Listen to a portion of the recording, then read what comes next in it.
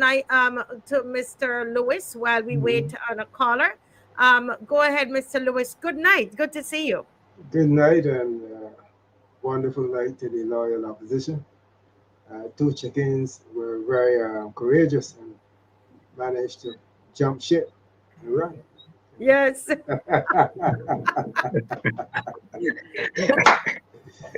Woo!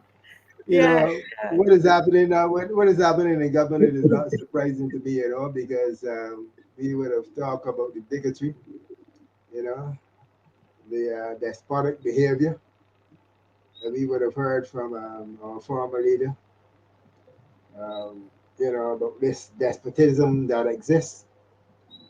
Clearly, her style of leadership suggests to me that, as we would have said on Sunday night when Blind Murray was around, he spoke relative to all these fancy words, and according to Maxine, just a lot of long talk that didn't mean nothing.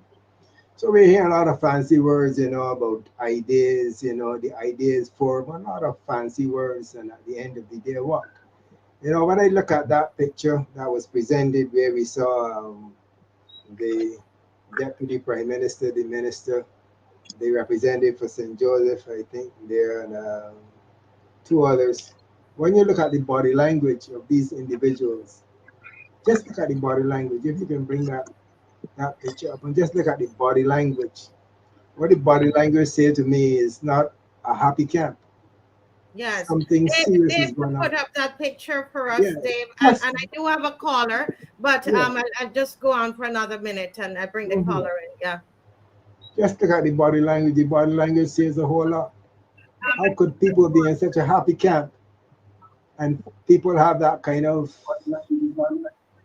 body language being displayed?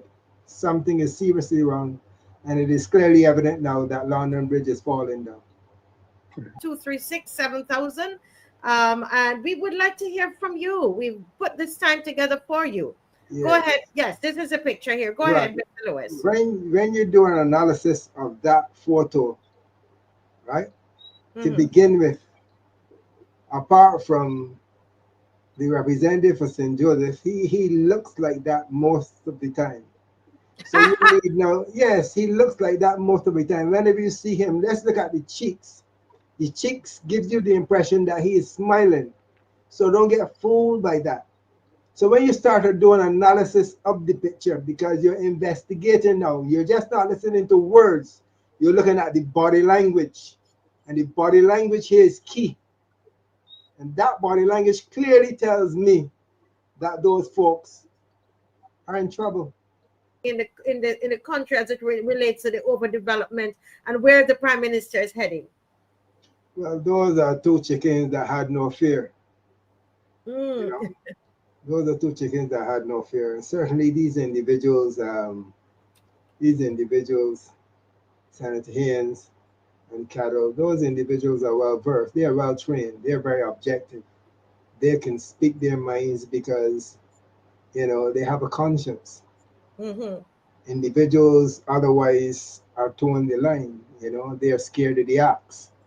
Even when I did a further analysis of that photo just now, there are four individuals there, and if I think Actually, of, there supposed to be five. it's Dave, supposed I to be sent five, you another picture in your WhatsApp. Yes, yes, go yes, ahead, Mr. Lewis. but that was the first thing I looked at, right? Because when you started to play the video, to listen to the words, yes, but just let me look at the body language. The body language tells a whole lot. And if we divorce ourselves away from the individuals that are standing around the prime minister, just look at the prime minister. And if you got to compare that image to other images, compare that image to other images that you may recall, and you can see the fear that exists in the prime minister at this particular point in time. Let me Hmm. say for the representative for St. Joseph, because technically speaking, it may be fair to conclude, that he is not in the departure lounge. He's taken off because I was informed, on other occasions that, he's not around. We have now to speak to Mr. Braffett. So, he doesn't have a fear any longer of the axe because he's on the other side of the fence. But if you have to look at the others who are looking to carry on in some portfolio, these folks are subject to an environment because of the despotic behavior. These folks now are now in fear. Now, don't look at the other one there. Though. Look at the other one. Look at all of them. It speaks for itself. Forget the words because we know how cattle was treated. We know how Senator Haynes, speaking from a clear conscience, just not looking for the term that we heard the other night, kickbacks. I have no interest in kickbacks. I'm not hand them off. I have an interest in this country, Barbados, and I will speak to the understanding that I'm looking forward for the interest of my country, not necessarily the interest of the Barbados Labour Party, but let me focus on the interest for my country, and the same thing goes for cattle. So I must say that at the end of it all, what has transpired here is no surprise to me. It was clearly evident from past programs that we would have had where we heard about kickbacks and all the above, that the environment wasn't one that the leader of the BLP, would entertain. So what transpired, was predicted. Hello? And we knew it was coming. Thank you so much. Thank you so much, Shaquani. And let me go to Mr. Lewis. Any thoughts as we close, sir? Yes, there was a show sometime back, maybe I think the section we had in Joseph. And on the morning of that show, a lady called me and she said, Mr. Lewis, you're going to Joseph today. I want you to be careful when you go there. My phone just rang and I answered, and I can hear that the lady is a older lady. She said, my name is Trotty. On the evening of that show, she called again and says, Mr. Lewis, are you all right? And I was a kind of shock with the first call in the morning, then the call the night. The person called, be careful. Called back the evening and said, Mr. Lewis, well, I listened to the show and it's nice to know that everything went fine and that you're back home. Last week, that lady came to me when I was at hotel. And this is the first time I saw her. 75 years old. She said her name is Trotty.